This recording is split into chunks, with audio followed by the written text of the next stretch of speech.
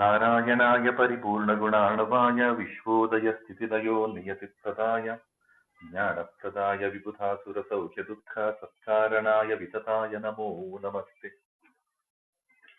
आसीदुदारगुणवारिधिरप्रमेय नारायणः परतमः परमात्म एकः संशान्तसंविदचिदं जठरे निधाय लक्ष्मीभुजान्तरगतः स्वरतोऽपि चाद्रि तस्योदरस्थजगतः सदमन्दसान्द्रः स्वानन्दतुष्टवपुषोऽपि रमारमस्य भूत्यै निजाश्रितजनस्य हि सृज्यसृष्टा वीक्षा बभूव परनामनिमेषकान्ते नारायणं नमस्कृत्य नरं चैव नरोत्तमं देवीं सरस्वतीं व्यासं ततो जयमुदीरये महत्त्वाधारवत्वाच्च महाभारतमुच्यते निरुक्तमस्य यो वेद सर्वपापैश्च यदिहासितदं यत्र यन्नेहास्ति न कुत्रचित् देवं नारायणं नत्वा सर्वदोषविवर्जितं परिपूर्णं गुरुंश्च गीतार्थं वक्ष्यामि देशतः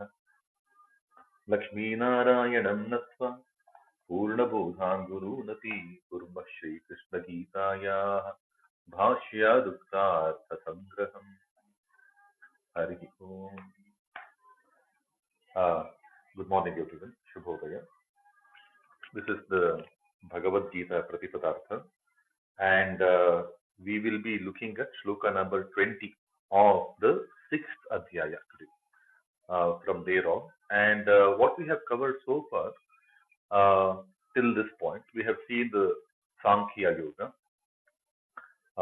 Sankhya Yoga is again the analytical power. When we are given in a situation, how do we know what is that analytical power that we need to derive for every situation? And very simplistically, to make sense of the entire chapter, I think Bhagavan also delivers one shloka which can be the Sara Sangraha, which can be the complete summary of that particular chapter. And to look at the second chapter, we can think of that shloka number 50, I think. Buddhi Yukto Jahati. The whole essence of Sankhya Yoga is that, be Buddhi Yukta. Yukta, resolute. And in Buddhi, apply the proper thinking. Don't get swayed away by the attractions of the manas. Don't get swayed away by the attractions of the ahankara. The antakarana shuddhi. You have to keep that resolute buddhi on. Dhi.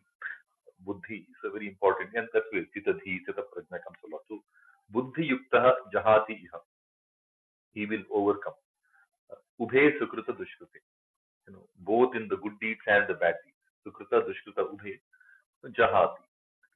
Tasmad Yoga is just one. So, stay in the path of yoga for the sake of yoga. Okay, yoga karmasu kaushal. The well executed action is yoga. Yoga is good in action, and yoga type of action itself is kushala, kaushala. What is good? Because Arjuna's question constantly has been, what is good? Yena shreyoham apnuyam, echreyasya nishchitam bruhi tadme. This is a very constant theme of Arjuna. Then we move on to karma yoga. Again, my sarvani karmani sanyasya. That's one sloka. Perhaps helps us understand the entire karma yoga. Sloka number 30. 30 says, Mai sarvani karmani sanyasya adhyatma chetasa. Offer for the sake of Bhagavan. Bhagavan is the yajna. Bhagavan is that big picture. Do it for the sake of not me. Idam namama. Whatever we do, it's not what we do for ourselves. That's the whole essence of karma yoga, and not in blindness, not in tamogritti. Adhyatma chetasa. And without any asha, parigraha, nirashi, nirmamaha, bhutva, without any ahankara, without any attachment. Yudhyasva vigata jvara, without any jvara, the manojvara, any kind of a illness in the heart. That perhaps is the Sara Sangraha of the Karma Yoga, that particular shloka. And similarly, when we move to the fourth chapter, the Jnana, the Paramatma Jnana, the Paramatmika Jnana, Paramarthika Jnana, I think it beautifully comes in that 18th shloka. Karmani akarma yah pashyet. Karmanya karma yah pashyet. Akarmani cha karma yah.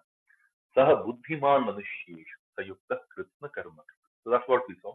And then we saw the fifth adhyaya. Then from there we are led into the fifth adhyaya, where I think one last time we hear this question from Arjuna. Tell me what is good for me. Tell me what is Shreyaskara for me. Right? So from the second sloka of the fifth adhyaya, Bhagavan is continuing to answer the same thing. For that question from Arjuna, the last question from Arjuna that we have seen in the fifth adhyaya, where we are currently, we are at sloka number 20 of the sixth chapter.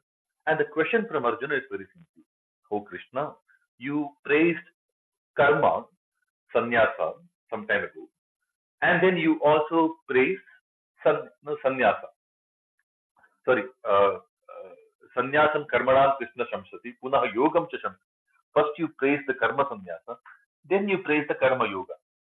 Okay, tell me what is good between the two, right? What yena shreyoham apnuyam. Actually, yes, eta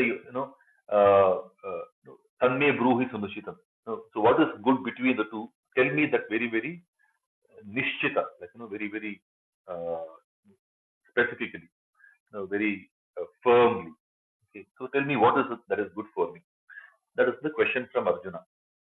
So when we look at the answer from Krishna for that question so far, it's a very long answer. This entire message from Bhagavan addressing that one question that came in the first sloka of the fifth chapter runs up to 60 slokas, some 28 slokas in the fifth chapter and 32 slokas in the sixth chapter. It's one single communication coming from Bhagavan, though we have split it into two different chapters. We see them in two different chapters, and there is a reason why we see them in two different chapters. But the question from Arjuna that is being addressed is that one. Okay, and the answer is split, one half in the fifth chapter, one half in the sixth chapter.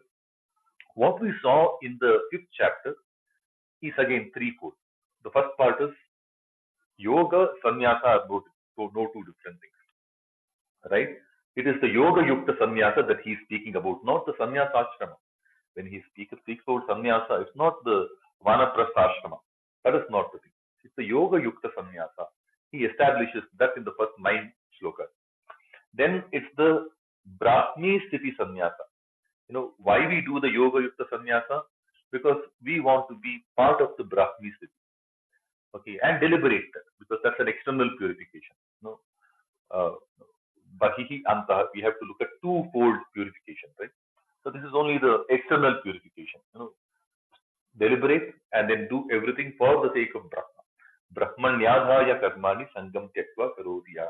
That's what we see. And that's, when we look at that sloka, that's also the Sara Sangraha of the fifth adhyaya, sloka number 10. Brahmanyadhaya karmani sangam tyaktva karodiya. Lipyatena tapapena padma patram ivamsa. That one sloka, when we contemplate more and more, it's the overall summary of the fifth chapter, the complete Sara Sangraha. Okay. So, and then finally, the last 10 odd slokas of the fifth chapter, he explains this Brahma Yoga Yukti Sthiti, the internal purification. When you undergo the internal purification, what kind of a Brahma Nirvana Sthiti you will get? Sparsham Kristva, all the external contacts kept outside. Sparsham Kristva, Bahihi Bahyam, Chakshushchaivantare Bhuvoho, complete control. Whenever we see the Bhuvoho Madhye, Bhuvantara, the point between the two eyebrows, we have to just simply take it to be the Ajna Chakra activation. In the Kundalini, when we see the chakra laid out, this is the last but one, the Guru Chakra. We call it the Guru Chakra. In the psychological books, I think it's called the pineal gland. The Sahasrara top is the pituitary gland. There is the pituitary gland, there is a pineal gland. These are the two important ones. So, Bhruvor Madhya. So, in the complete internal purification, you have that Ajna Chakra constantly being activated. Now, again, some people might say, how do we activate this Ajna Chakra? Right? There are different ways. Some people are born with that blessing. Some people have that in their genes. By the virtue of a good birth, they will have it. Some people, achieve that anahata, the hridesha control, and the Ajna Chakra, the Bhruvor Madhya, in between the forehead point and the heart point. The 2 points, if you want to completely control them, there are different ways in which it's possible. Right? And controlling them is the science behind Yoga Yuga. So what's happening inside the physiological aspect of our body when we become completely, or when we elevate ourselves in the dhyana sthiti, right? Those chakras are activated, whether we like it or not. the chakras will get activated. Whether I like it or not, when the wound is getting healed, the internal physiology is that the white blood cells are pumped out. Whether I want it or not, it's another thing, right? Irrespective of what my desire is, the white blood cells are automatically pumped in. The samana vayu will automatically carry those, remedial steps, right? So whether I want it or not, the Kundalini chakras are there in all our bodies. The Ida, Pingala, Sushumna nadis are there in all our bodies along with the other 72,000 nadis, right? And the chakras are getting activated, whether we like it or not. And the way to activate the chakras, the methods are multifold. One is the hereditary. People are born with that aura. We can see there are people as a kid they look like yogis, like they are completely unflustered, completely composed, self-composed. There are people by birth they are yogis. There are people who achieve that yoga sthiti through bhakti marga. There are people who achieve that yoga sthiti through mantra marga. There are people who achieve that yoga sthiti through the aushadha marga. Krishna doesn't say which is the marga. Krishna just says you get that under control, right? And he uses these terms as a matter of common language, as a common person's language. He doesn't even say do this hatha yoga to keep that bruvod madhye pranamavesha samyak. He doesn't say that. He doesn't say whether you have to achieve it through raja yoga or hatha yoga or kriya yoga. All three are the same. But yeah, through this yoga, through that yoga. He doesn't say that. He just says that you achieve that state, right? And that is the state of internal purification upon which our constant thought will be the final shloka of the fifth adhyaya, where he says, Bhoktaram yajna tapasam sarva loka maheshwaram. Everything that is happening in this world, in this universe, the ultimate bhokta, the ultimate enjoyer of all these things is the Bhagavan. He is the ultimate lord of this entire universe. Okay, he is the one who is the dear friend in each one of our hearts. Okay, iti jnatva shanti mrichiti. Once we understand that, once we do the dharana of the thought completely, that is where we achieve that absolute tranquility, the shamata, shanti. Shanti is not the way people quote in a very, very reckless manner. Do pig pila devi, shant ho jayega. But not like that. Shanti is that absolute shamata, complete indriya nigraha. That is the point at which we are now smoothly transitioning into the sixth adhyaya, which is called the Dhyana Yoga, Atma Sanyama Yoga. Primarily the Upaya. Yoga here can be understood as Upaya, the way out to do that internal purification. How to achieve that internal purification perhaps comes out very nicely. For the first 10 shlokas, he explains the Yata Chittatma Sthiti. Why should we do this? What is this yoga all about? Why is this important? He explains. He explains that anashritaha karma padam karyam karma karoti sasanyasi cha yogi cha. So there is no difference between the sannyasi and yoga. Similar to the fifth adhyaya, he explains that a little more clearly.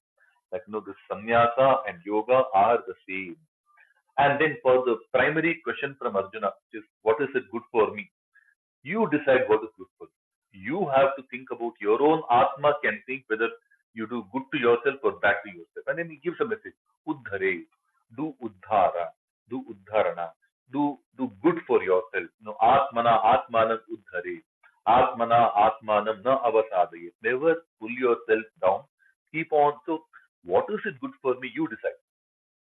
And your own atma can be your bandhu or your shatru, and he explains that also. People who have their self-control, for them their self is their friend. People who do not have the self-control, for them the self is the enemy. He explains all of that.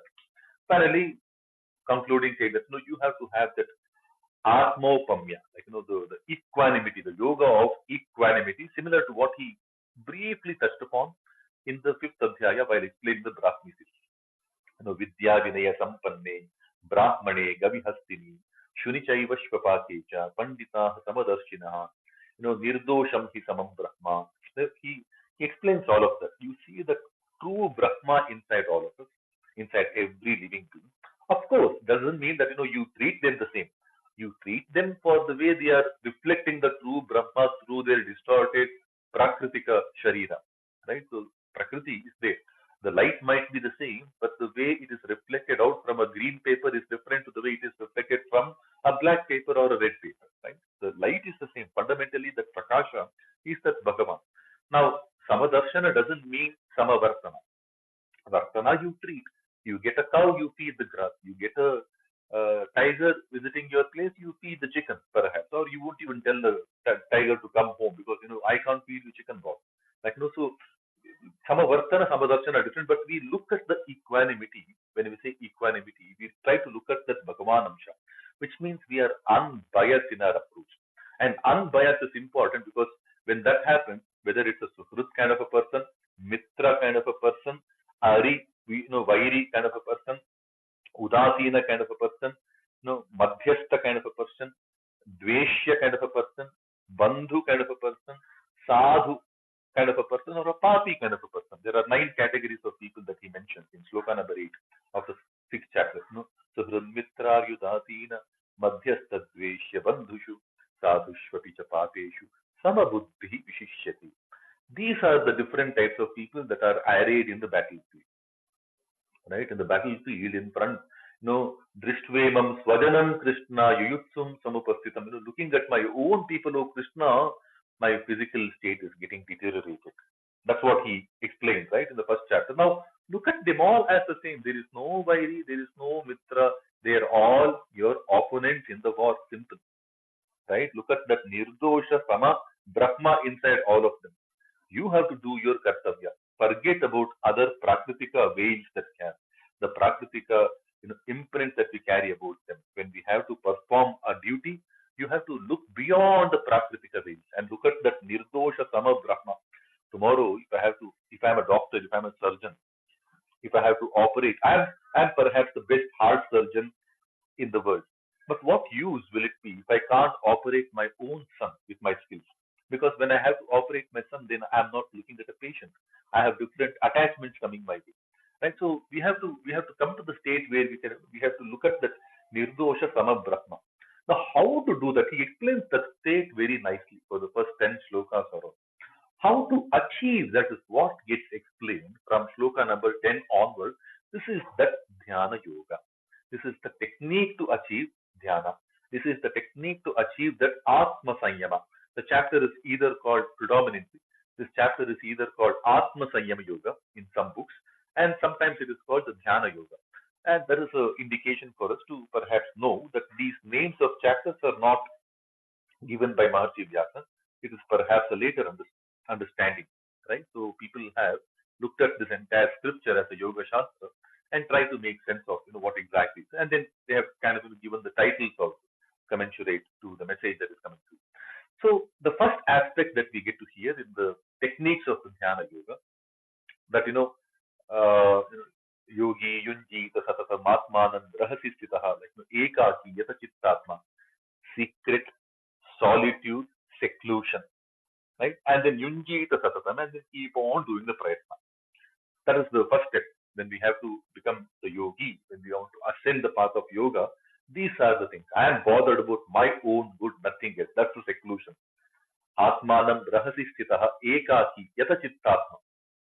Completely controlled, completely staying aloof to any disturbances from outside. Right? And rahasi sthitaha. Okay, I am only bothered about myself. I don't want to communicate to the entire world. I am a yogi. I am a monk. I am this. I am that. We have to just be bothered about what we have to do. Rahasi, in rahasya, ekaki, in that solitude. Okay, yata chittatma. All of these things. And then shucho deshe, look for a clean place. We can't look at achieving tranquility in a noisy place. Of course, we have to find tranquility in the noisy place. There is a yoga city. But to begin with, to do the abhyasa, find a shucho place, shucho deshe. And shuchi is basically cleanliness from the physical cleanliness, vacha, manasa, kaya, vacha, manasa. That is what we normally look at. So, shucho deshe pratisthapya, sthiram asanam, atmanaha, na ati uchritam, na ati nicham, not too high, not too low, not too straight, not too drooping down. Okay, not too front, not too back, not too high, not too low, and also not any other chakra but the anahata chakra. Concentrate on the siddhesha, because above the anahata there are 3 chakras. When we quickly look at the 7 chakras of Kundalini, you will see that there is Mooladhara, Swadhisthana, Manipura, Anahata, Vishuddhi, Ajna, Sahasrara. So Anahata is the Siddhesha chakra. So when we look at that na ati uchritam, na ati nicham, can be understood from multiple different ways, right? So physically, not too high, not too low. Seat-wise, not too high, not too low. Body posture-wise, not too high, not too low. The slanting, not too high, not too low. And also the chakra, not too high, not too low. Right? So Krishna, the beauty of Krishna's message in the entire Bhagavad-Gita is that he doesn't really complicate with jargon. He uses the jargon in a very, very subtle manner as a matter of practice. He just delivers, right? So, and then tatra ekagram manah. So again, ekagra can be understood in its literal sense. Okay, get complete concentration in. That is what most of the translations will try to say. But ekagra is also the jargon used to describe one of the manovrittis in the Pancha manovrittis, right? So after the Chipta, Mudha, Vikshipta, Ekagra Chitta, Niruddha Chitta. So this is the, and Ekagra Chitta is basically the deliberation towards Samprajnata Samadhi, the Savikalpa Samadhi. And the Niruddha Chitta is pushing ourselves higher and higher into that Nirvikalpa Samadhi, like, the Asamprajnata Samadhi, where, I mean, we don't know how to describe that. Krishna describes that a little later, right? That is what, and then he also gives us very nice explanations around, Vigatadhihi, Brahmachari Pratesitaha, Prashantatma. Then, so Manaha,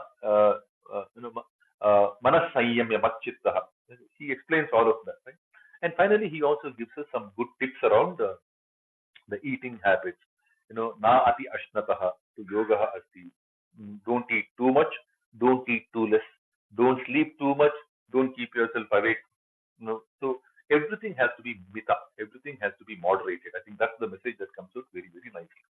And finally, the previous session we closed that the description of the Niruddha Chitta Sthiti. Yatha Deepaha Nivatastaha Na Ingate Sa Upamasvata.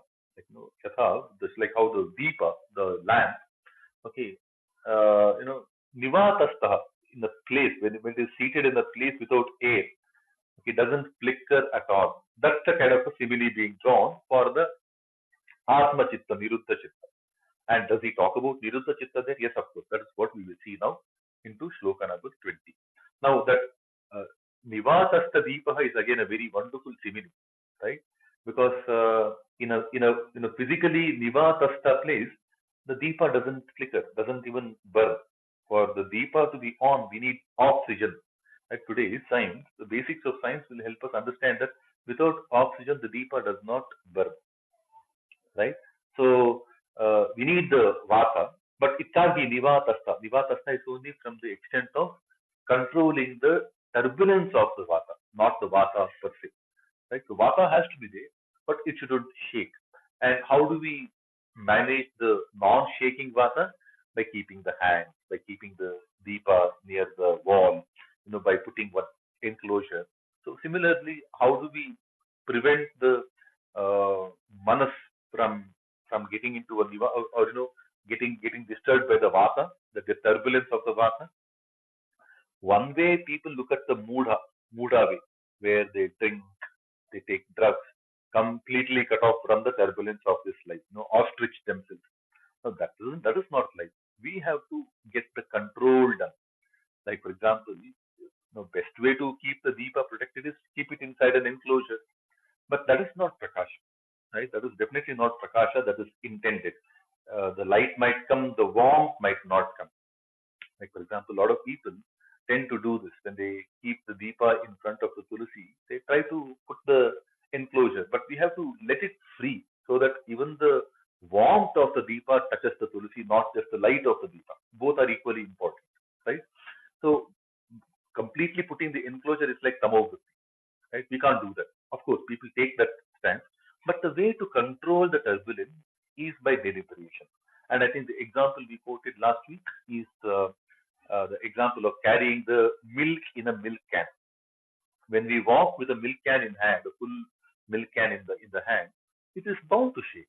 But the way we do it is that there's a technique. We can't explain that, right? People who have done that know how to do it.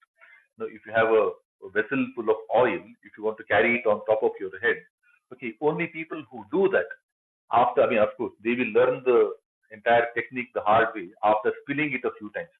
but they will learn it eventually, right? So the Niruddha Sthiti is something like that. Like, Deepa Nivasastha is like that. We have to, the self-control, we will spill ourselves, no doubt about it, but we have to completely do the deliberation, and bring it back, right? So now, are we talking about the Niruddha Chitta Vritti? That is what we will come to when we now look into shloka number 20.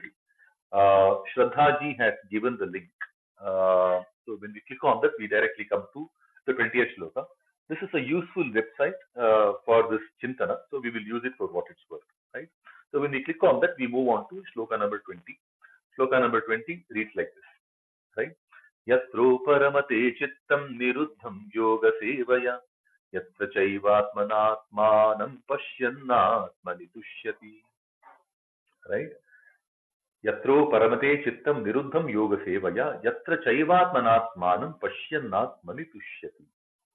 When we scroll down, we get the padacheta yatra uparamate chittam niruddham yoga sevaya yatra cha eva atmana atmanam pashyan atmani tushyati. When we unjumble this shloka, what do we get? We get the anvaya. Anvaya, the prose order, right? Putting the words in the proper sentence. Yatra yoga sevaya niruddham chittam uparamate. Yatra cha atmana atmani atmanam pashyan eva tushyati. Right? Yatra, where, right? So, which differently, so whenever we see yaha, we have to see saha. Okay, wherever we see yatra, we have to see tatra, yasmat, tasmat. Basically, if, then, if cannot be completed without the then.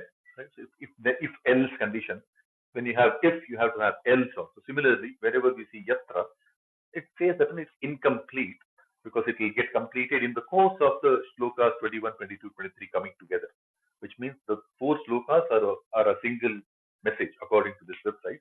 Not only this website, I think many Bhashakaras, they treat these four shlokas as one single package.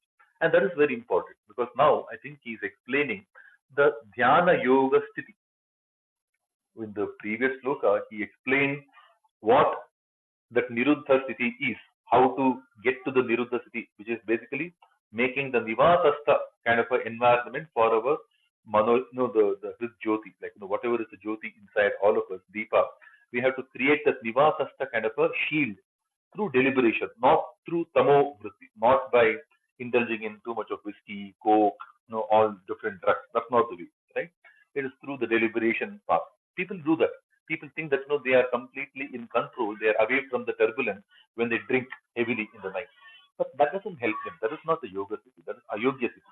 Completely mudha, right? I mean, we can deliberate on that, why, how, and things like that later. But yeah, what now? I think Krishna is explaining the yoga sthiti. What does this anvaya mean? We go on top and click on the dictionary. Again, it is incomplete because wherever we see yatra, there has to be something where there has to come. Yeah, jaha, whenever we see in Hindi, jaha. Okay, jaha is similar to yatra. Yelli, like jaha, like yatra. That's a similar word. So yatra yoga sevaya, where through the yoga seva, through the practice of yoga, niruddham chittam uparamate. You attain, you elevate yourself to the state of niruddha chitta. Niruddha chitta is a condition of the chitta vritti, but niruddha also means in a completely restrained fashion. So manovritti, when we look at the chitta manovritti, mudha manovritti, ekagra chitta manovritti, and then niruddha chitta manovritti, right? Niruddha chitta is that nirvikalpa samadhi kind of sthiti, right? In the manovritti when we study.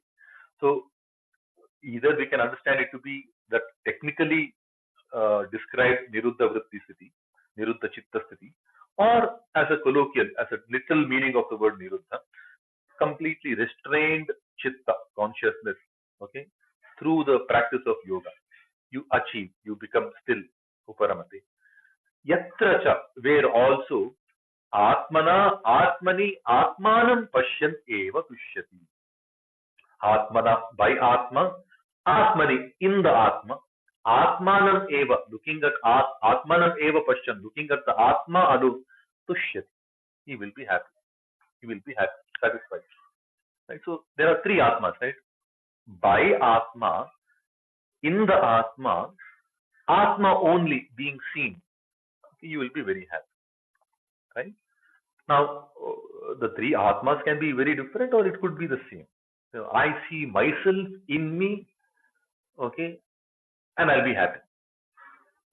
Okay. Now, then by the Atma can be Atmana, Atmani, Atmanam Pashyan. Atmana can be my buddhi, can be my manas. Atmani in my hriddesha. Atmanam can be my own self or can be Paramatma also. Right? So we can play around with this for different interpretations of the word Atma.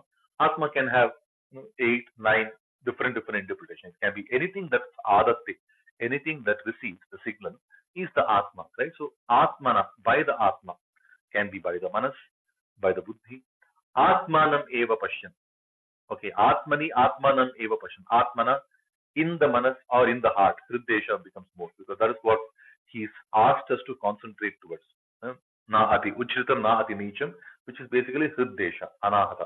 Right? Atmani, in the Atma, in the heart. Atmanam Pashyan. Okay, he explains that, right? So we get the brahmacharya, no, manas samyamya matchitta yukta asita matparaha. So he explained that in a couple of slokas earlier, your focus should be on me, which is the Bhagavan. So Atmanam Pashyan is Bhagavantam Pashyan. Looking at the Bhagavan, eva tushyan, tushyati, he will be happy. So we can look at it in different ways, like Atmana, Atmani, Atmanam Pashyan, by me, in me, looking at me alone, tushyati, he will be happy. Or by my antakarana, in my hriddesha, looking at the Bhagavan, realizing the Bhagavan, looking at that amsha, fraction, the brilliance of the Bhagavan, I will be very happy. Right? There are different ways in which. But nonetheless, the previous shloka speaks about the stage in which we can become niruddha, how to become niruddha, how to define that niruddha chitta sthiti, which is deepaha nivatastaha, sa upama smrita. The example, the upama, the simile drawn is like light in a windless position, just like how it flickers. And we have to create that manovritti protection, deliberation to make it as still as almost like a nivatasta kind of a place. And in that kind of a place, the yoga sthiti, the description of that niruddha sthiti, because niruddha sthiti looks like a nivatasta place is an aspirational position. It's an aspirational target. We don't know who has achieved that. Like when we talk to some of the paramparika sannyasis, they will say, I have not seen anything.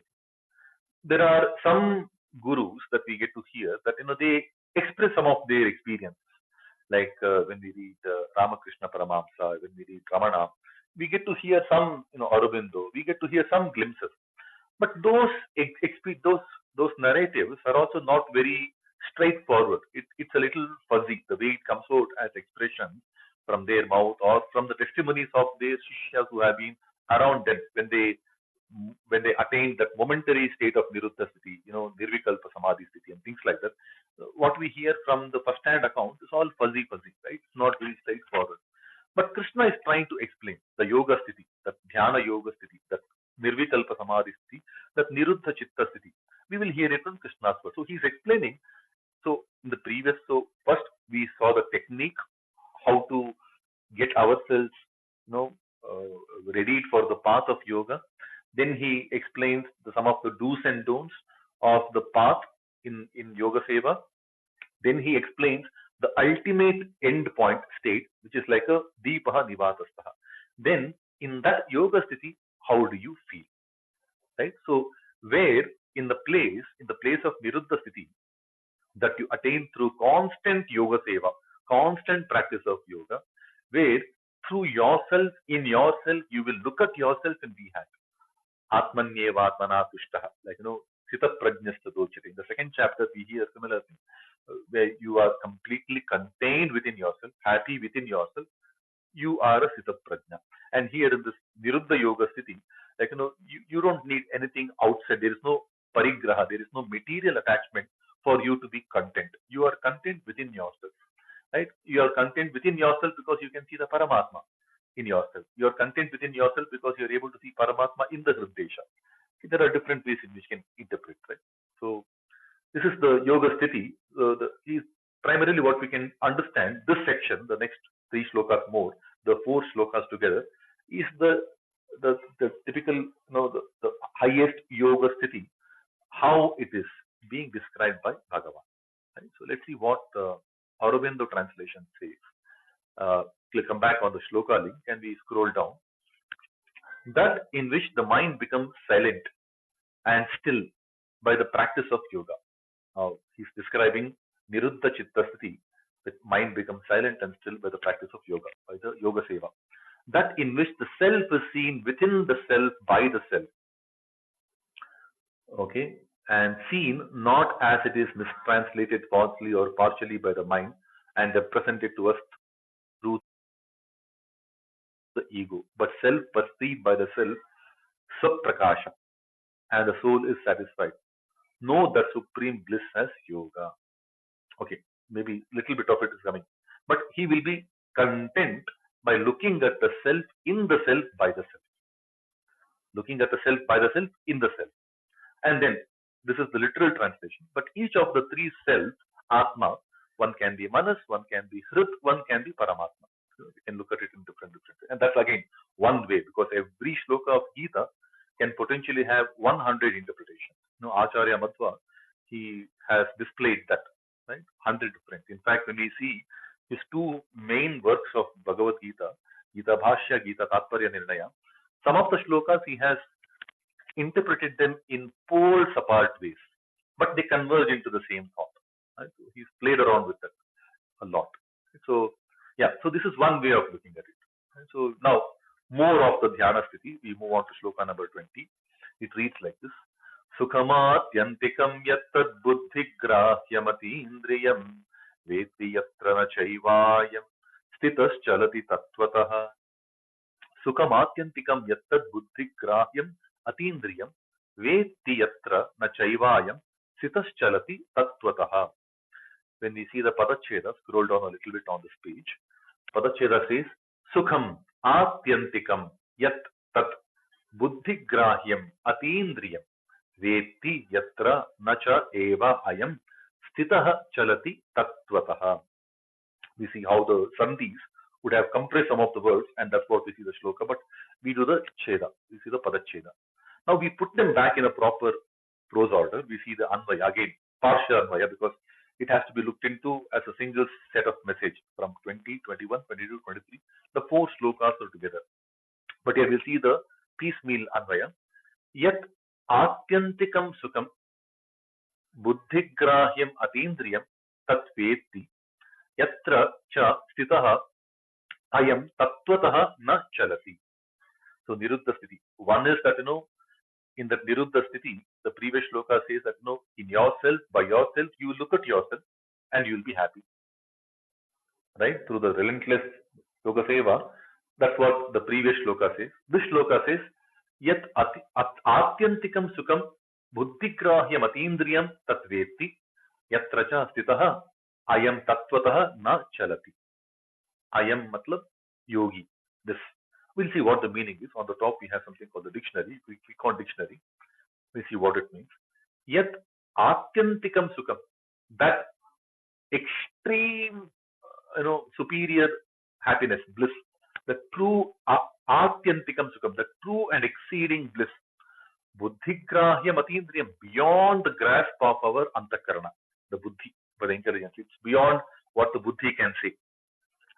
Like we all eat Mysore Pak, and some of us do watch that Kripalamana videos, right?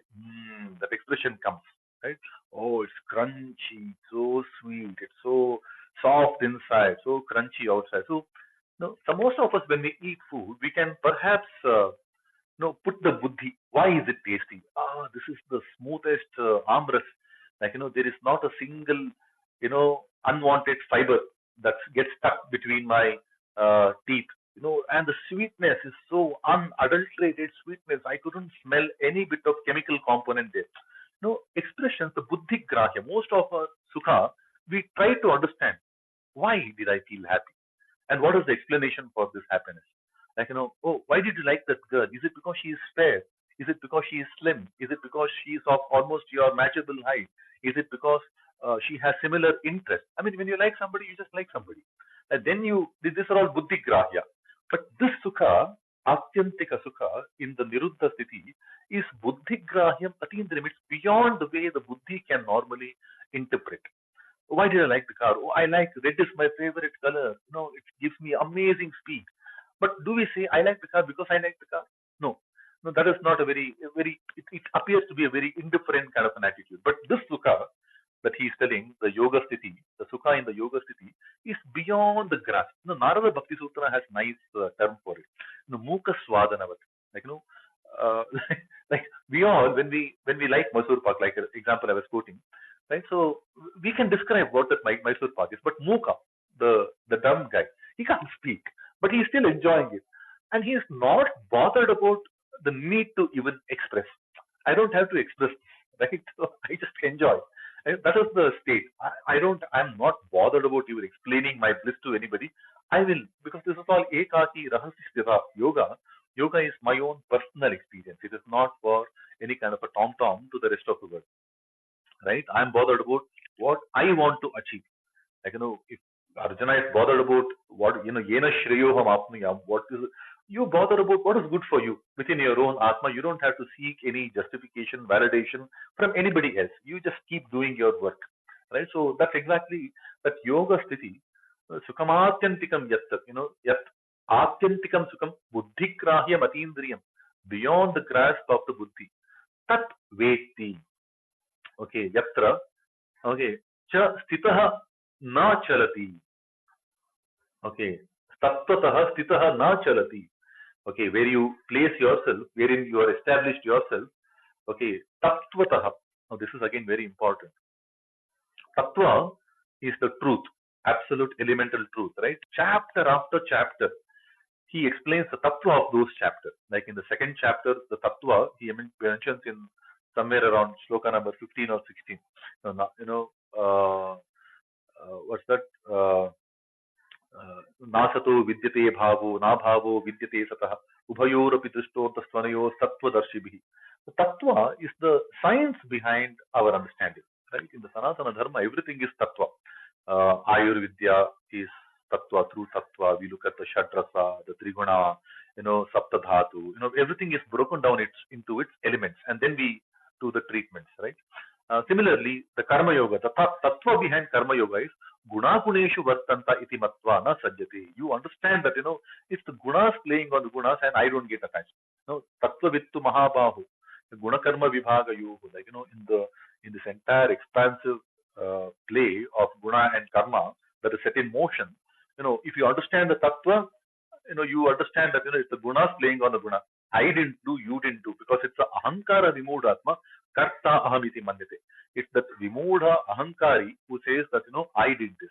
But if you understand through tattva, I have certain gunas, and there are certain gunas in the eco space, that is playing on each other. I am not doing anything.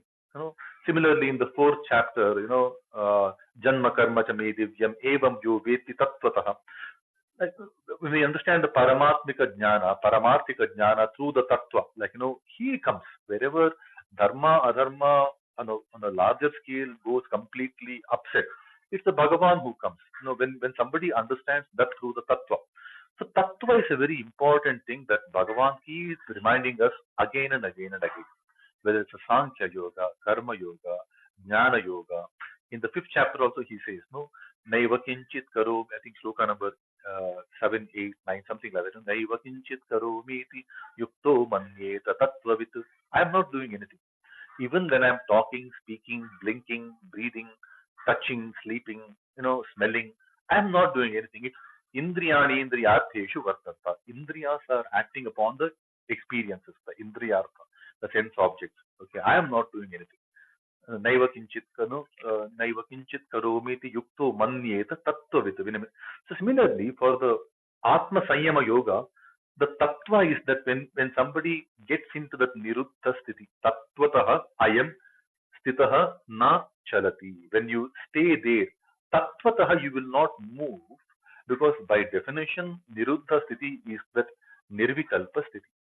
There is no moving here and there. You are absolutely in that in that as much a clear stillness that is possible. See, stillness of the water is what we normally uh, attribute to Manon Nigraha, Chitta Nigraha, this Niruddha Sthiti. The example that is constantly given, like when we see the Ramakrishna Mission's logo, like there is a water body and there is a stillness that is being kind of drawn. There is a lotus petals around. So there is some design. So wherever we talk about the stillness of the mind and things like that, we normally look at the ripple effect, reducing the ripple effect, bringing it to the stillness and things like that. So when the Niruddha Sthiti, by definition, is that absolutely still kind of a path. So Tattvataha, in that Sthiti, there is no movement away. Okay, once you establish yourself in that Niruddha Sthiti, there is no way to move out of it. So when we look at the previous shloka and this shloka, the message of the Niruddha Sthiti, the experience of the Niruddha Sthiti, the life in the Niruddha Sthiti is where we are completely happy within ourselves because we look at ourselves. We look at the clean self, the Paramatmika self inside each one of us. And then the happiness that we get, the extreme true bliss that we experience in that Niruddha Sthiti is beyond the expression of the buddhi, beyond the expressions of the antakarana. It's Mukha Swadhanavat. The way Narada Bhakti Sutra explains that para bhakti, like how an absolute dumb guy who doesn't really bother about having to explain. Otherwise, we'll have to explain. I like this house because it's spacious, it's got the fourth room, ideal for when the guests come. Because as such, mine is a bigger family, and we all have reading habits. I need a library. No, you don't have to look at that intellectually at all. This Niruddha Yoga Sthiti is beyond Atindriya, Buddhigrahya Atindriya. Right? Buddhigrahya Atindriya, and then once you establish yourself, there is no way to move away. But this is again a perfect continuum, right? So it's a far end of that perfection. When we say in mathematics, we use this expression n tends to infinity. But those people who solve those such those type of differential calculus problems, they know x or n will never touch infinity. It's only tending to infinity. It always. So it's an ever aspirational state, Niruddha state, and because it is ever as aspirational for us, we will hear it from Bhagavan as to what that state is. But nonetheless, doesn't mean that we completely discard it. The saying is, if we want to climb the top of the tree, we have to aim at the skies. So we have to aim at the Niruddha Sthiti, because once in a while, when we practice the meditation, I think we will experience sparks of this, in different proportions, in different experiences within each of our own realms. We will experience those, right? So one is we will be content within. Two, the happiness is extreme and beyond explanation, Mukha Swadhanavatu. And see, in that Niruddha Yoga Sthiti, there is no drift away, there is no disturbances. Mind is still and stays there, Tattvataha. Let's see what Aurobindo says. Come to that in which the soul, Atma, knows its own true and exceeding bliss, which is perceived by the intelligence as beyond the senses. Okay. Buddhigrahyam atindriyam. Okay. I think interpretation here is that it is understood by the buddhi, but beyond the senses. Atindriyam, but it doesn't say what is atindriya. It is beyond buddhigrahya. I think that's the way we have to see, because it doesn't say atindriya from what. Atindriya, okay, beyond the senses. Okay. But some people call it as, it's beyond the grasp of the senses and the buddhi. There are also, that way also looking at it. But yeah, as we said, there are many interpretations of the same line of Gita. So we'll take this, right? Beyond the grasp of the senses, but understood by the intelligence. Wherein established, it can no longer fall away from the spiritual path, spiritual truth of its being. No, that supreme bliss is yoga, Niruddha Yoga, absolute Samadhi state. Right? Not just yoga, it's a Samadhi state. Niruddha Chitta. Right? That takes us to the next one. On top of the screen, we have the next link. We click on that, we move on to shloka number 22. Yam labdhva chaparam labham manyate nadhikam tatah yasmin sthito na dukkhena guruna api vichalyate. Yam labdhva chaparam labham manyate nadhikam tatah yasmin sthito na dukkhena guruna api vichalyate. Like when we see the Padacheda, scroll down a little bit down, we get to hear Yam labdhva cha aparam labham manyate na adhikam tapah yasmin sthitaha na dukkhena Guruna api vichalyate. So how do we unjumble the words in the proper prose order? We see the Anvaya.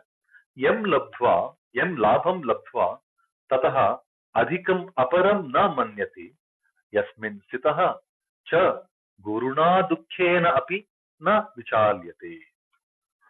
What does that mean? On the top we see dictionary. Yam labham labdva, gaining which labha, gaining which treasure, gaining which happiness, because that's the Atyantikam Sukham, right? In the Yoga City. The gain in that Yoga City, gaining which, okay, Tataha Adhikam Aparam Na Manyati. You will never count anything else to be superior than this. Tataha, then, than that, Adhikam Aparam, other greater Na Manyati, does not regard. You don't regard anything as higher than this Sukha. Yasmin Sitaha, where seated, Cha, also, Guruna Dukkhena api, even with the greatest of the Dukkha, even by the fiercest of the Dukkha, even by the Guru is good, right? Big. Even by the biggest of the Dukkha, na vichalyate, you will not be swayed, you will not be moved, you will not be disturbed. Right? Very simple. So, the three shlokas, when we have to quickly summarize, the first shloka is you will find happiness within. The second shloka is the happiness is beyond the expression of the indriya and the buddhi, and you will stay unmoved, okay, by tattva. And the third shloka says you will not count anything else as superior than this state of happiness. Right? Even the greatest of the dukkha will not move you away. The greatest of dukkha is the material, the laukika dukkha. Like, I am in this yoga city, some tragedy comes, but not that I will stay indifferent to the tragedy, but I will not lose my head. So, na prasusyet priyam prapya, na udvijet apriyam prapya. That's what we heard in the 5th adhyaya. So, that's the state. You will never be moved away. That's the city, Niruddha city. You see what Aurobindo says for this, Aurobindo interpretation. It says, that is the greatest of all gains and treasures, beside which all lose their value. Okay, there is a slight interpretation being given, but that's okay. Wherein established he is not disturbed by the fiercest assault of mental grief. Know that supreme bliss as yoga, Niruddha yoga. Again, he's constantly trying to define that bliss of yoga, but it's a Niruddha, ultimate state of yoga, right? Because yoga is not a state to be, right? It's a state of continuous to, keep on working towards. Like, it's a karmani eva samsiddhim astitaha, like, present continuous tense. Aru ruksho hugneha yogam karma karanam uchati. Once you want to climb up the path of yoga, karma. And to stay in the path of yoga, you have to continue to do the shama, the control. And that doesn't mean that we can relax. Because continuing that shama, that constant control, is a bigger hurdle than just reaching that at one point. Right? We have to stay afloat. That's the most difficult part. Right? So three shlokas. Let's see the final one, the next shloka, shloka number 23. On the top of the page, we click on next. Right? Samvidya dukkha sanyoga viyogam yoga sanjitam sanischayena yoktavyo yogo nirvinna chetasa. Tam vidyat dukkha sanyoga viyogam yoga sanjitam sa nischayena yoktavyo yogo anirvinna chetasa. When we do the padacheda, we get tam vidyat dukkha sanyoga viyogam yoga sanjitam. Dukkha sanyoga viyoga yoga sanjitam.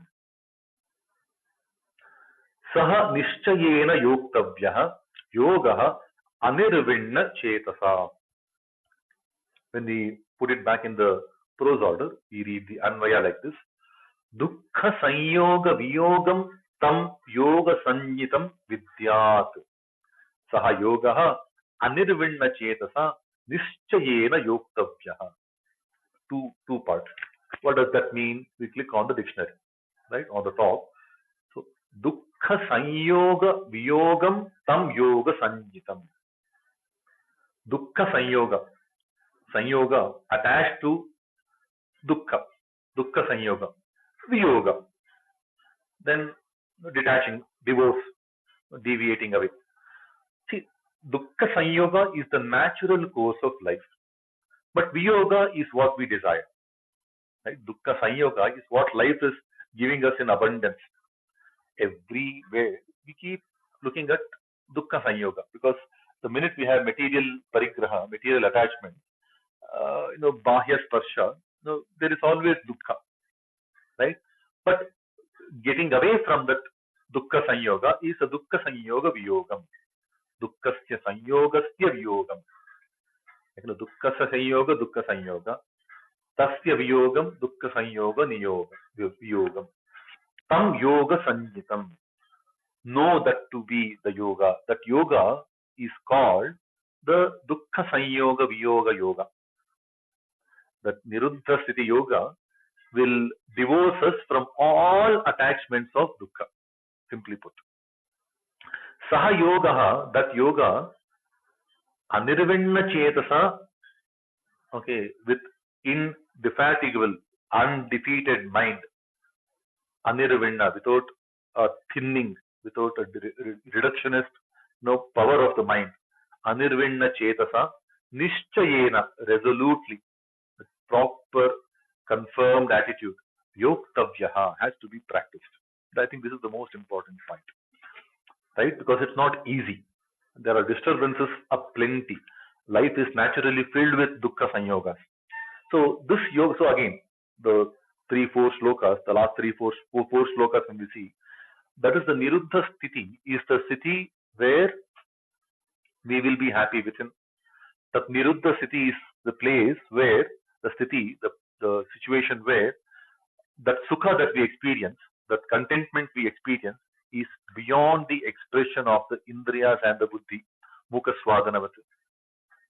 That Niruddha Yoga Sthiti, that happiness, is such a happiness that you will not find anything else better than that.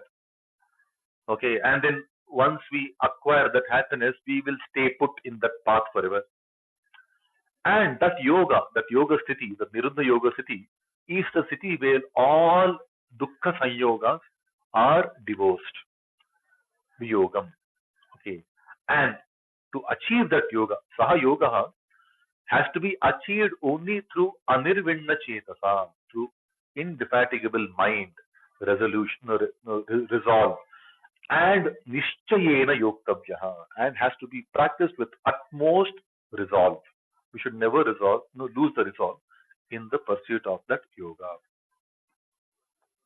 Right? So these 4 slokas are perhaps the most telling. Yena Shreyoham Apnuyam. I think when we look at it from the context of Arjuna's question, by what will I achieve Shreyas Pada, Shreyas Padavi, greatness? Okay, when we want to achieve that greatness, the biggest greatness is the point where you don't have anything more. I think these 4 slokas put together, when we summarize them, I think it gives a very good account of it. Let's quickly see Aurobindo interpretation. It is the putting away of the contact with pain, dukkha sanyoga viyogam. The divorce of the mind's marriage with grief, dukkha sanyoga viyogam. Okay, that yoga, that firm winning of this inalienable spirit bliss is yoga. That yoga sanjitam. It is the divine union. This yoga is to be resolutely practiced, nishchayena yoktavya, without yielding to any discouragement by difficulty or failure, until the release, until the bliss of nirvana is secured as an eternal possession. This is beautiful. Anirvinna Chetasa is basically the indefatigable mind, Anirvinna, decreasing intensity. But Anirvinna, we also see Nirvana there. Nirvana is the bodiless, that absolute bliss state, Nirvana state. But Anirvinna Chetasa, without a very particular attachment that I will have to attain Nirvana now. We don't know. Nishchayena Yoktavyaha, you have to go with a resolute mind. Whether we achieve it today, tomorrow, next birth, or 10 births down the line, that shouldn't really matter. That is where Anirvinna Chetasa, not that I have a strong attachment to even the liberation. Even that nirvana sthiti is not an attachment to me. I will continue my yoga samsiddhi. I will continue my yoga siddhi, my practice of yoga. Whether I achieve it in this birth or the next birth or 10 births down the line, I'm not bothered. But nischayena, but I'm resolute and I know very well that no, I will attain that. At one point in time, and then go completely all guns blazing with full throttle on the gas pedal. I'll keep burning the fuel in that path. Right? That's I think that's a padalalitya that I could see. Anirvinda Chetasa. This website has used the word nirvana. I think derived from or inspired from that word anirvinda. Anirvinda doesn't mean nirvana. It means non-defatigable chetas. Okay, but Anirvinda can also give us that impression. There is some nirvana hovering around there. Right? But Anirvinda Chetasa, without really attached to that nirvana Chetasa. Right? So that's nice interpretation here. Some play with the word. Again, not firmly the only way to look at it, right? When we look at other interpretations, they will be slightly different in their messaging.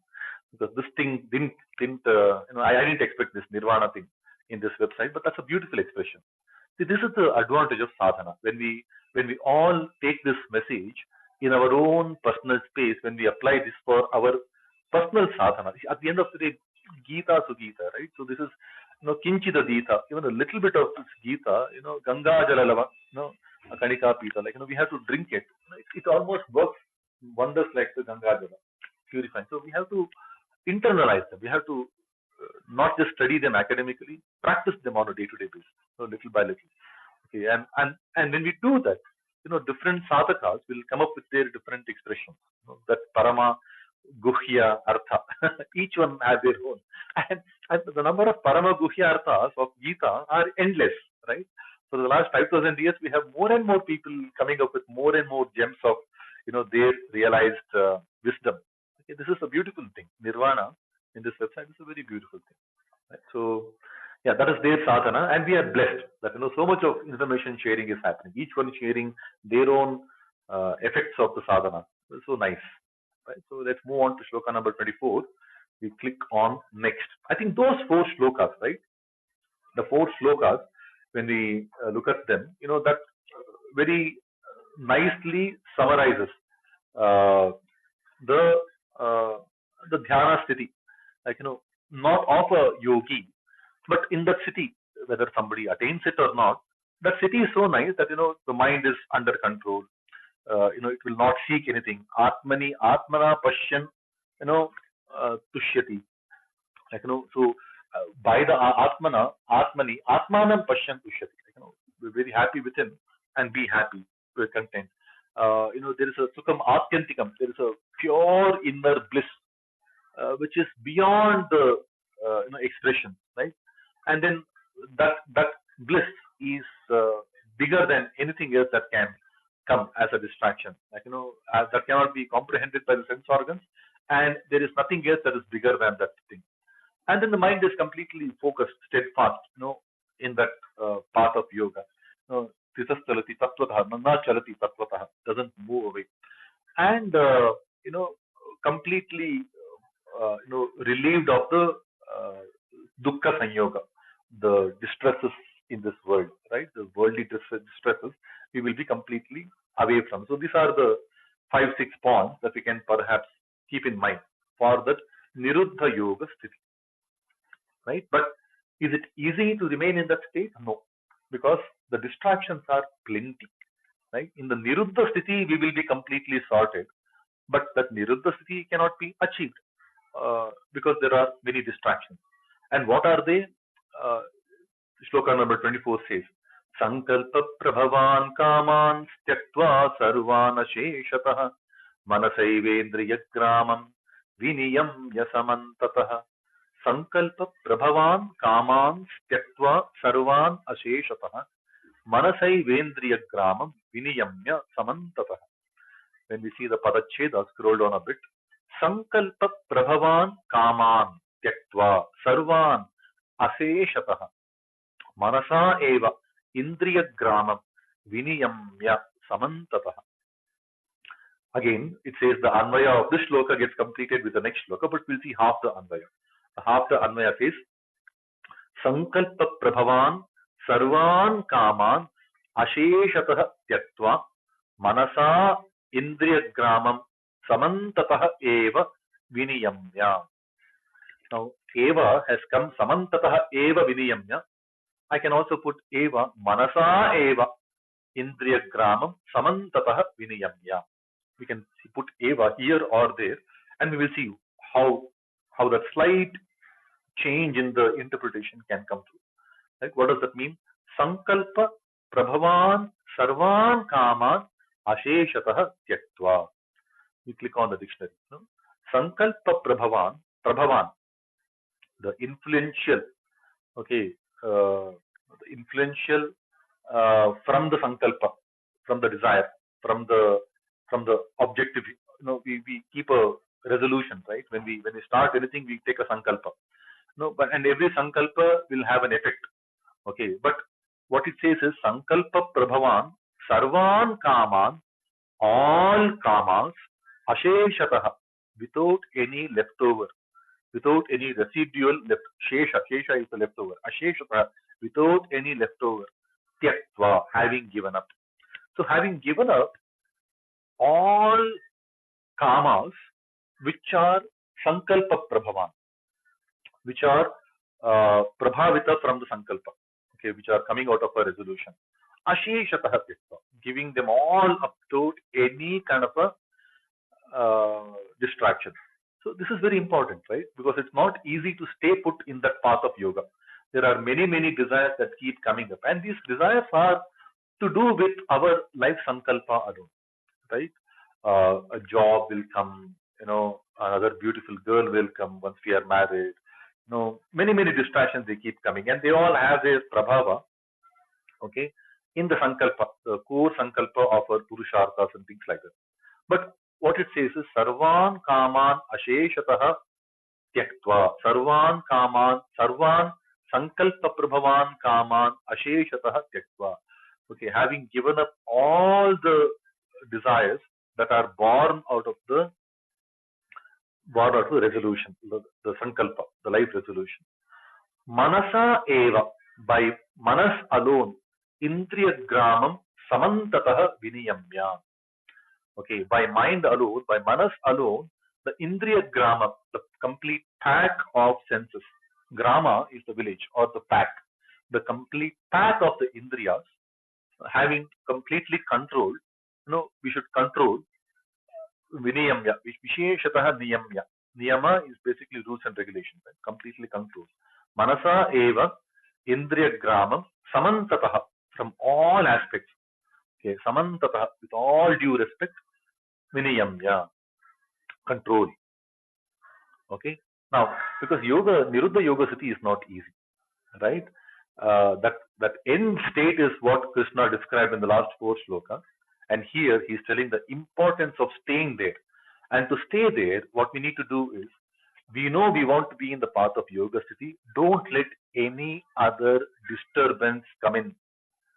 Sankalpa prabhavan sarvan kaman tyaktva basically means that we stay put in that path. Don't let any new thought come and sway us, disturb us.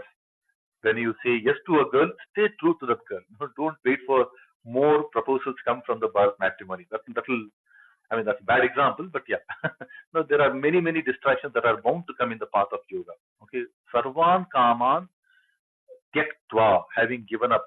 How do we give up? Manasa eva indriya gramam samantatah niyamya, viniyamya. That's the through the mind alone, because manas is the niyamaka for the indriya, right? Manas, the way Kataka Upanishad and many other Upanishads explain also, they say that manas is described as the rein through which we can control the horses, and those Shweta Ashva. Okay, those are the senses. They can keep on running endlessly, but we need the reins, we need the rope to actually control them, right? So we'll see what Aurobindo interpretation is for this.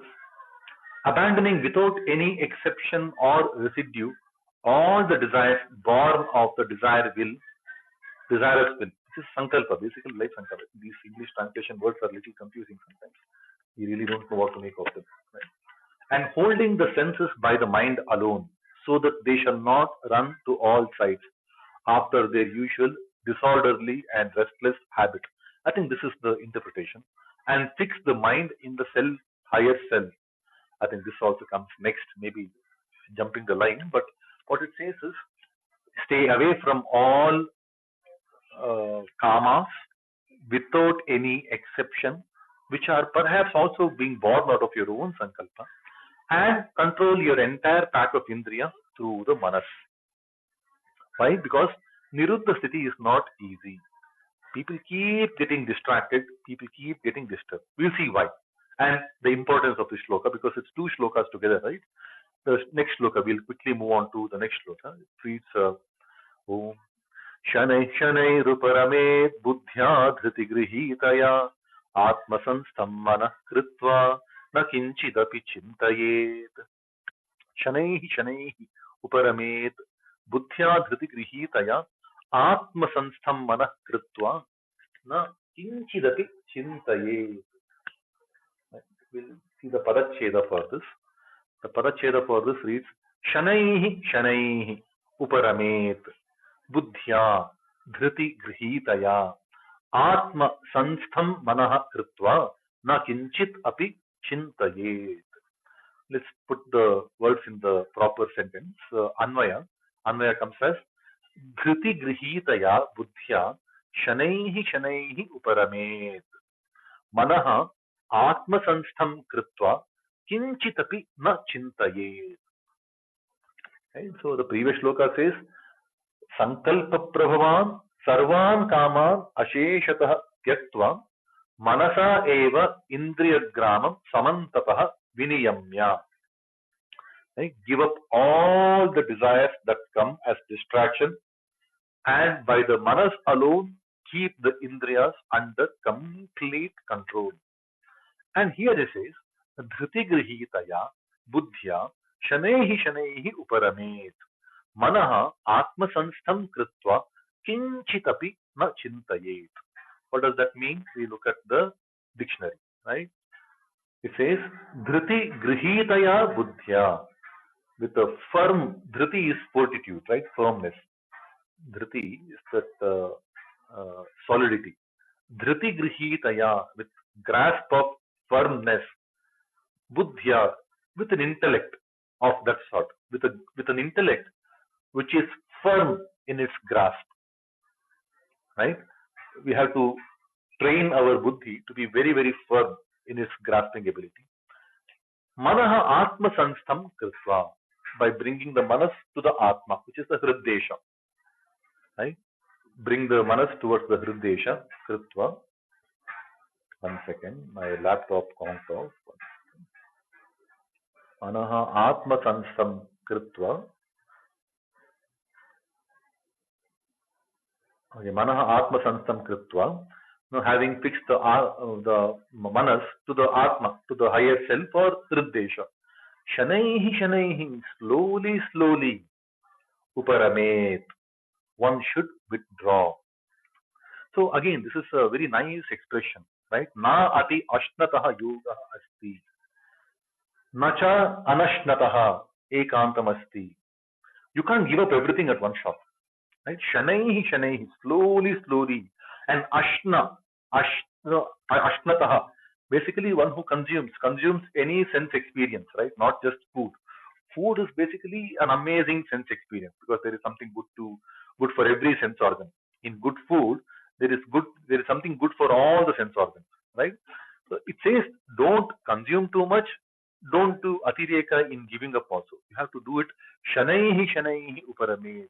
That withdrawal process has to be slowly, slowly. How? By keeping the manas atma sanstam kritva, by keeping the manas, completely stayed true to the atma. Okay, and dhritigrihitaya buddhya, through an intellect which with a firm grip.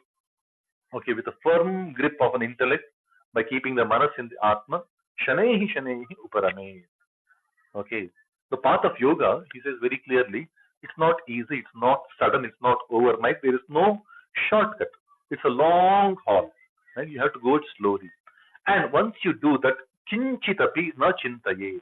Don't let any other distraction come your way. Right? What does that mean? Let's see the Aurobindo interpretation. One should slowly cease, withdraw from the mental action by a buddhi held in the grasp of fortitude, firmness, fixity, and having fixed the mind in the higher self. Again, this is one way of interpretation. Manaha atma samstam krita. Keeping the manas within you, in your control. That can be a very simplistic understanding, right? But this higher and lower self is also not a bad interpretation. But we need to understand what is that higher self, what is lower self. And the clue is that last but one shloka of the third chapter. You know, Indriyani parani, Indriyabhyaha manam paraha, manasastu para buddhi, buddhehe parataha saha. So something higher, higher self and lower self can come with that as a guide, that shloka of the third chapter. Right? So higher self, one should not think of anything at all. Right? In the path of Niruddha Yoga Sthiti, because frankly, I don't know who has been in that sthiti, but we all aspire to be in that sthiti. In our pursuit of that sthiti, never think of anything else. Don't let the distractions come our way. Right? Now we move on to the next one, next shloka, shloka number 26. Yato yato nischarati manas chanchalamassthiram tatastato niyamyeitad atmanyeva vasham naye. Okay. Yato yato nischarati manah chanchalamassthiram tatastato niyamyeitad atmanyeva vasham naye. Let's see the padacheda. Yatah yatah nischarati manah chanchalam asthiram tataha niyamya etat atmani eva vasham nayet. So the previous shloka chintayet, this shloka nayet. Okay, so all of these are that vidhiling lakara, parasmaipadi vidhiling lakaras can be easily understood to be proper ajna, proper adeshatmaka commandments coming from Bhagavan, because they're all under Bhagavan Vacha. Right? So I would add them. This is one of the commandments given by Bhagavan. There are exactly 18 such commandments in Bhagavad-Gita. Look at them, one line each. That's the entire Yoga Shastra, perhaps. Right? So there are 18 such vidhiling parasmaipadi instructions given by Bhagavan. Nonetheless, we will see. Right? So yatah yatah nischarati manaha chanchalam asthiram tataha niyamya etat atmani eva vasham nayet. What is the anvaya? Chanchalam asthiram manaha yatah yatah nischarati tataha etat niyamya atmani eva vasham nayet. What does that mean? You click on dictionary. Chanchalam asthiram manaha. The chanchala, restless, asthiram, unquiet manaha, the manas. Yataha yataha nischarati. As and when it wanders away, as and when it moves away, as and when it distracts. Right? Tataha etat niyamya. Then and then, there and there, etat niyamya, restraining that, controlling that. Atmani eva vasham nayet. Bring it back to yourself. Okay, in the previous shloka, manaha atma samstam kritva. But manas does not stay true to our own self. Manas keeps wandering because it's chanchala, because it is asthira. Manas is asthira, manas is chanchala. Right? And also it is because of the sense organs. Sense organs are very turbulent. He has spoken about it. Pramasi Balavadrishna. He's spoken about that. Like the indriyas are extremely turbulent. Right? He's spoken of the second chapter. He says that. Right? Just like how there is in the sea, the boat can be taken away by the wind. Okay, vayuhu navami vambhasi. We hear that expression. Mana is because of the turbulence of the sense organs can be drawn in different directions, and hence it is chanchala. So this chanchala asthira manas, as and when it wanders away, then and there you bring it back to yourself, which is basically deliberation. There is no shortcut. There is no automatic shortcut. Whenever we get distracted, activate the Ajna Chakra, keep the Ajna Chakra, keep that dope look, keep that half-eye open look, keep that stress on the forehead, the center of the point between the two eyebrows. That will help us in focus, concentration, and reminder of what's happening. We won't be completely in sleep. When we activate the Ajna Chakra, the little that happens is we are awake. We are awake. And when the wandering happens, we are made to be aware of the wandering. The only thing that needs to be done when the wandering of the mind happens is deliberately bring it back. I have an exam, keep on wearing the Ajna Chakra. We will at least be made aware when I am binge watching TV on the eve of the examination.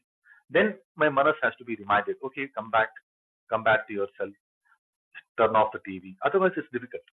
Right? So this shloka, these two shlokas are very important. All sankalpa prabhavan sarvan kaman asheshatah tyaktva. Give up all additional attractions.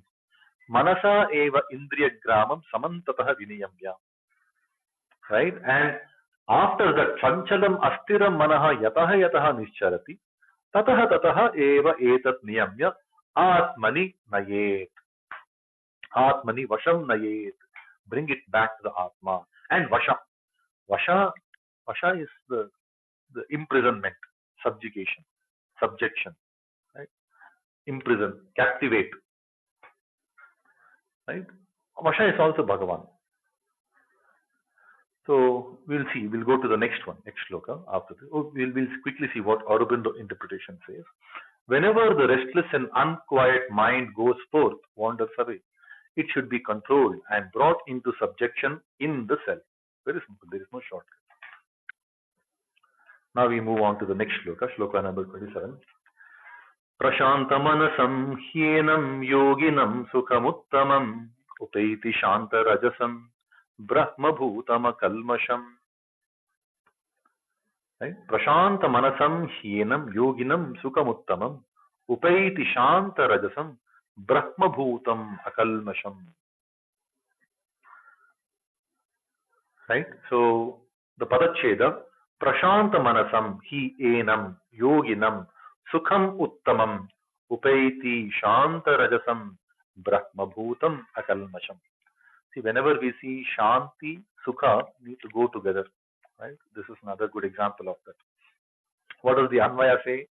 He prashanta manasam enam yoginam uttamam akalmasham shanta rajasam brahma bhutam sukham upaiti. Now this is the advantage of the yoga. Advantage of this yoga, siddhi, the yoga path, the path of the yoga siddhi is being explained here. What does it mean? We click on the dictionary. He, indeed, verily, surely, for, he is, verily, he, prashanta manasam, enam yoginam. Prashanta manasam is the one who's got prakarshanena shanta, one whose mind is thoroughly quieted. That kind of a manas of a yogi, that kind of a yogi with that kind of a manas, which is completely prashanta. Enam yoginam. To this yogi who has a prashanta manas. Okay. For him, uttamam, the highest, akalmasham, stainless, shanta rajasam. See, rajas is the prakritika svabhava. The creation is rajas, right? And that is being completely quieted, right? Shanta rajasam, like completely stilling the effects of the rajo vritti, which is the shipta, moodha, vikshipta, ekagra niruddha, somewhere in between the two, somewhere in between the ekagra niruddha, because niruddha is an ideal state. I don't know who reaches there, right? Maybe there are, maybe I don't know, right? But I would say it to be an aspirational state. Shanta rajasam, person who has completely quieted that disturbances of the rajoguna, of the samsara, of the creation. Brahma bhutam, seated in Brahma, being in Brahma, Sukham, that Sukha, Upaiti, comes upon. That yogi will get that kind of a Sukha, which is Brahma Bhuta, Shanta Rajasa, Akalmasha, Uttama, that yogi will attain, who has Prashanta Manas, through the practice of this Niruddha Yoga Seva, right? Whatever. And that can only happen through deliberation by keeping ourselves completely firm in our resolve to achieve that state. Right? What does Aurobindo interpret for this shloka? When the mind is thoroughly quieted, then there comes upon the yogi the highest, upon to the yogi the highest, stainless, passionless bliss of the soul that has become one with the Brahman, that has become the Brahman, Brahma Bhuta. See, this is again Brahmi Sthiti. When we see different bhashyas of different acharyas, like Shankara Bhashya defines Brahmi Sthiti as Brahmani Bhuyaha Ayam Sthiti. Like, the Sthiti that we realize, self-realized state, Brahmani Bhuyaha Ayam Sthiti. And Bhagavad Ramanuja says, Brahma Prapya Ayam Sthiti. When Brahma Prapika Sthiti, Brahmi Sthiti. You acquire that state. And Acharya Madhva, Jagadguru Acharya Madhva, he says Brahma Vishaya Sthiti. So again, this website is more from the Shankara school, and that's why we see that, slight bit of variation. Again, we shouldn't really worry about them, right? They're all very, very valid, but from that, become the Brahma is something that is a belief of one particular school of thought. But Brahma, Bhutam, is basically the Sukha that is in Brahma, right? Not becoming Brahma, right? So that there can be different ways in which things can be interpreted, right? But for the school of thought which believes in that Shankara philosophy of Aham Brahmasmi and things like that, I think this interpretation from Aurobindo makes sense, right? Because some people don't really necessarily take. In fact, there are some schools of thought which take offense to the line Aham Brahmasmi. When a Jivatma says Aham Brahmasmi, people take offense to that. Oh, no, we can't become Paramatma. Brahma is the Paramatma Brahma. It's blasphemy. I mean, don't say that. Blasphemy is not our concept, but yeah, there can be little, rude to some schools of thought when the same thoughts are kind of, loudly narrated. And that's why here in this room, we tend to stay away from the partisan thinking of any particular school of thought. I think all schools of thought are good, right? Because there are great sadhakas from every school of thought. They all help us achieve greatness as human beings. Okay, what is the absolute truth? Let's see what is good for us before we can look at the absolute state. I think that's my simple message towards this, and that is why we do the Pratipadartha Chintana. While every piece of resource is handy, we will not take everything at the face value. We will perhaps interject and apply our thoughts out there. Right? So we move on to shloka number 28. Yunjannevam sadatmanam yogi vigata kalmashaha sukhena brahma samsparsham atyantam sukhamashnute. Yunjannevam sadatmanam yogi vigata kalmashaha sukhena brahma samsparsham atyantam sukham ashnute. The Padacheda says Yunjan evam sada atmanam yogi vigata kalmashaha sukhena brahma samsparsham atyantam sukham ashnute. When we unjumble, we see the Anvaya, right? Evam vigata kalmashaha yogi sada atmanam yunjan sukhena atyantam brahma samsparsham sukham ashnute. Right? What does that mean? We click on dictionary. Evam vigata kalmashaha yogi, thus the completely freed from passion or sins, stains, that kind of a yogi, sada atmanam yunjan, constantly engaged in himself in the practice of yoga. Like an Atma is all about yoga, right? So constantly engaged in the self is self-discovery, self-purification. That's the yoga. Atmanam sada yunjan always engaged in the self, sukhena atyantam, very swiftly, very happily, very easily, the exceeding Brahma samsparsham, the one that is touched by Brahma, that kind of a sukham ashnuti. He will consume that sukha. He will enjoy that sukha. So this is the benefit of the, again, continuing to see the benefits of this yoga, Niruddha yoga.